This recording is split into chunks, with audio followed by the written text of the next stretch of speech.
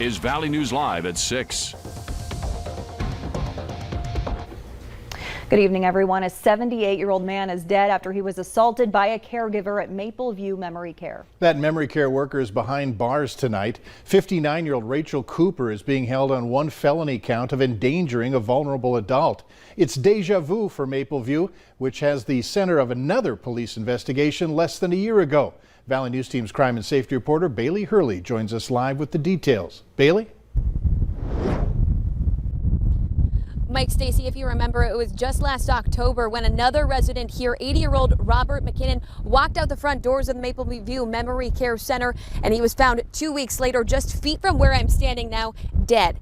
Now, Fargo police are saying that there was another death investigation here tonight after they say they were called on August 3rd for an assault of a patient by a caregiver. Again, that 78-year-old male victim has since been pronounced dead, and his body has been sent for an autopsy so they can determine if it was that assault that led to his death. Those final results are expected within the next 6 weeks. Live in Fargo tonight, Bailey Hurley, Valley News Live.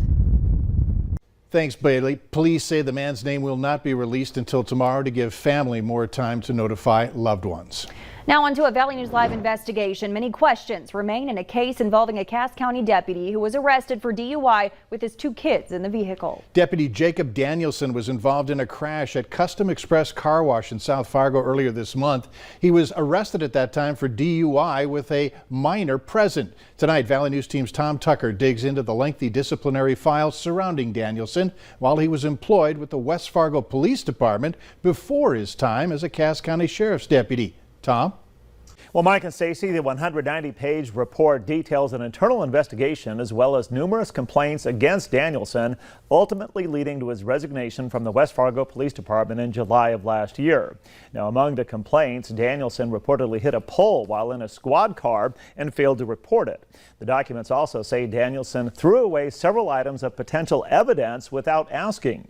And in 2019, Danielson was disciplined for insubordination and failure to perform duties, which was his second violation of that kind within a 2-year period. Danielson worked for the West Fargo Police Department from June 2016 to July 2020 and was hired on as a Cass County Sheriff's deputy in May of last year. Now, we reached out to Cass County Sheriff Jesse Johnner, who says they were not aware of Danielson's lengthy disciplinary file during his hiring process. Johnner also says his department made the best decision at the time based on the information that was available at the time Danielson was hired. Mike. All right, thanks, Tom. Danielson has yet to be charged for the incident at Custom Express Car Wash.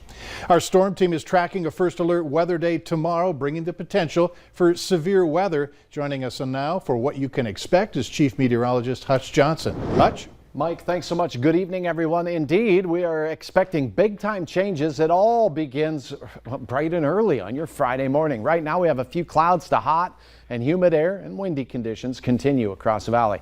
Tomorrow is a first alert weather day, and our chance of severe weather starts in the late afternoon, mid-afternoon for some out to the west. Where you see the yellow counties here, that is where we have a slight risk, or level 2 out of 5 on the scale of severe weather. That means we'll see a few severe thunderstorms capable of hail, damaging wind, and we cannot rule out tornadoes. There is that threat as we go through the day. A closer look shows some counties and towns that are in that elevated risk there, and that would be Fosston to Ada to Fargo, down towards Wahpeton, Breckenridge, and into Lakes Country. The green counties here, marginal chance at seeing a severe thunderstorm or two.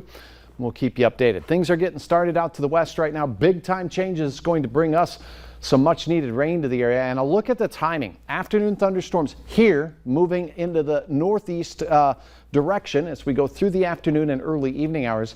Good old-fashioned heavy thunder showers as we go through the late day out to the west. So we'll keep you posted on this. Much needed rain. Some of us are going to get missed, and we'll have the very latest in your hour-by-hour forecast, and we'll look ahead here in a minute. All right, thanks, Hutch.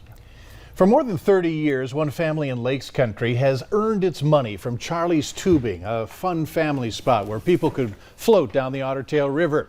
But due to the drought, Charlie's Tubing in Detroit Lakes was only open for 7 days this summer.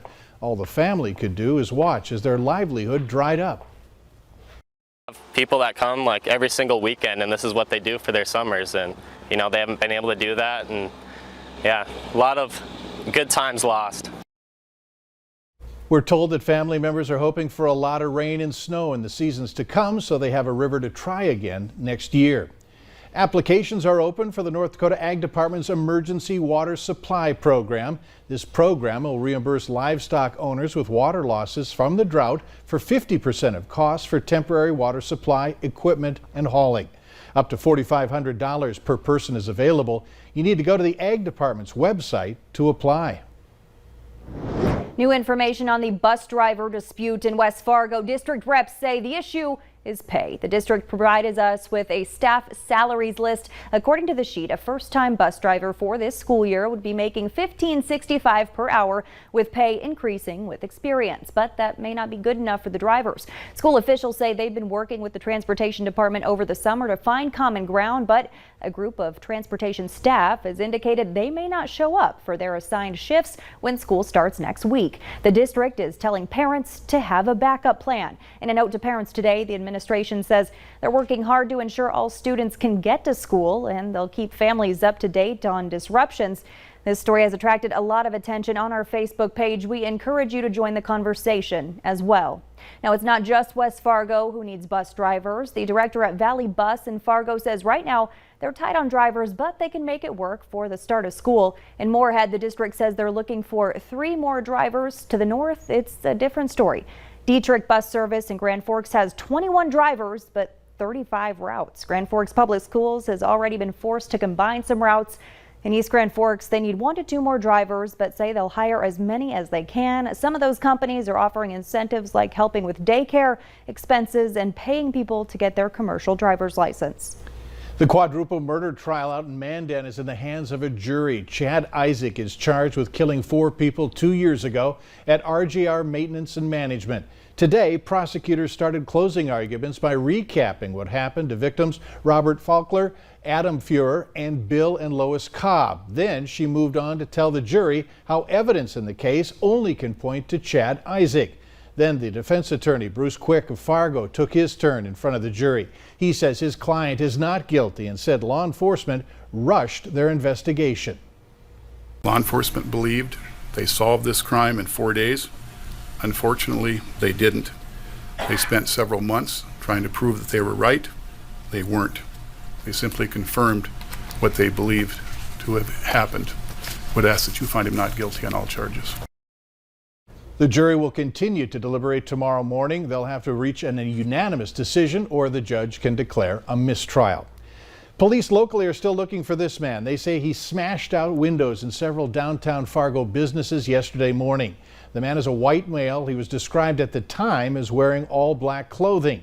6 businesses were hit, including the salon duo and Nicole's Pastry and Cafe. Some of the victims found bricks inside their stores. They suspect it was used to do the damage. None of the owners reported that anything was taken. Fargo police are urging you to give them a call if you have any information on who this is. That's 701-241-1407, or text them by using the keyword Fargo PD along with your tip at 847-411. There are 254 new positive COVID cases today in North Dakota, bringing the total in the state to 1,353. Over in Minnesota, the state is reporting more than 1,300 new cases today alone. As many parents fight back against masks, the Community Alliance for Responsible Education is pushing for school districts to require them. One West Fargo parent says he hopes the West Fargo School Board adopts all of the Fargo Cast public health recommendations. He's working on getting his proposals discussed at the school board meeting next week. Later on Valley News Live at 6, in need of back-to-school clothing, you can snag some for free until 8 o'clock tonight. We'll tell you where. That's to come. Mid-90s in the forecast for today. As we head into the weekend, the 70s are going to punch in. So big-time changes in temperature are on their way. Chances of rain on its way. We'll have the latest and what you can expect in your hour-by-hour forecast. Join me. Weather is next.